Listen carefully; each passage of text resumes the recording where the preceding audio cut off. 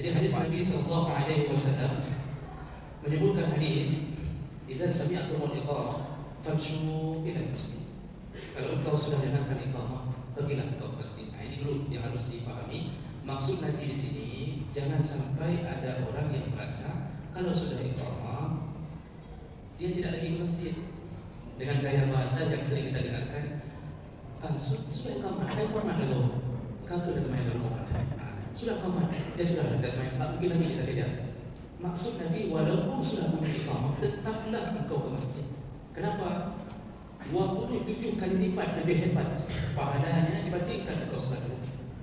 Itu maksud pertama. Lalu Rasulullah mengatakan, berjalanlah bisakinah wal wiqar.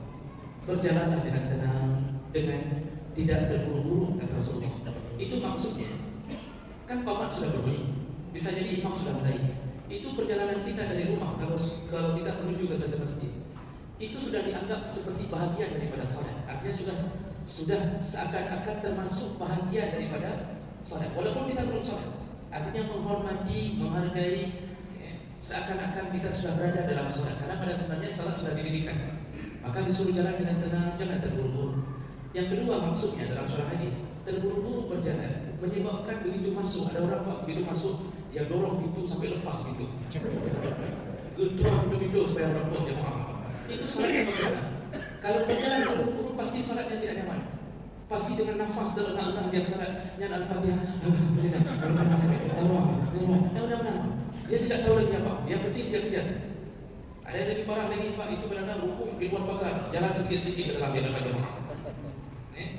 Itu akan dapat jemaah karena mengingat bisa dapat rukuk, itu ada yang rukuk luar dari jalan sedikit-sedikit sampai rukuk itu dapat jemaah.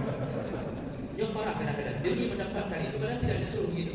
Jalan dengan tenang, bukan lambat, tapi jangan sampai terburu-buru. Jadi maksud hadis bukan Bapak begitu sudah iqamat dari 80 km per jam Bapak turunkan menjadi 10 km per jam, pekan iqamat, kepada Ustaz ini berkata, kan duduk pada bumi rahmat, anak jadi iqamat, video. Ini bukan begini maksudnya. Maksudnya jangan sampai terengah-engah engkau berjalan. Jadi itu yang kedua, disuruh jalan dengan tenang, dengan agar tetap khusyuk waktu masuk ke dalam jemaah. Menjadi masbuk itu bukan satu kekurangan besar, Bapak Ibu. Selama dia tidak selama-lama jadi masbuk. Jadi bukan sebuah kenaifan, kehinaan menjadi masbuk. Karena orang tidak bisa menghindar dari masbuk. Dan seperti tadi kadang-kadang sudah naik ke Honda, sudah sampai tengah jalan, sudah lupa kunci. Bagaimana dia jalan sudah lupa kunci tadi? Ada yang kadang-kadang sakit perut, ada yang macam-macam jatuh di tengah jalan, ada yang harus bertengkar dengan istrinya baru bisa pergi. Itu sudah jadi sebuah kebiasaan. Macam orang bisa jadi masbuk. Nah kemudian kata Rasulullah sambungannya, wa ma adraktum fasallu. Berapapun rakaat yang kau dapatkan salatlah. Ini menunjukkan apa? Jangan khawatir. Dapat di 3 rakaat, sambung saja. Sambung. Kemudian wa ma fatakum fa'timu. Berapapun yang kekurangan tinggal kau lengkapkan. Ini maksudnya tetap disuruh berjamaah. Ini hadis ini menunjukkan kuatnya suruhan berjamaah.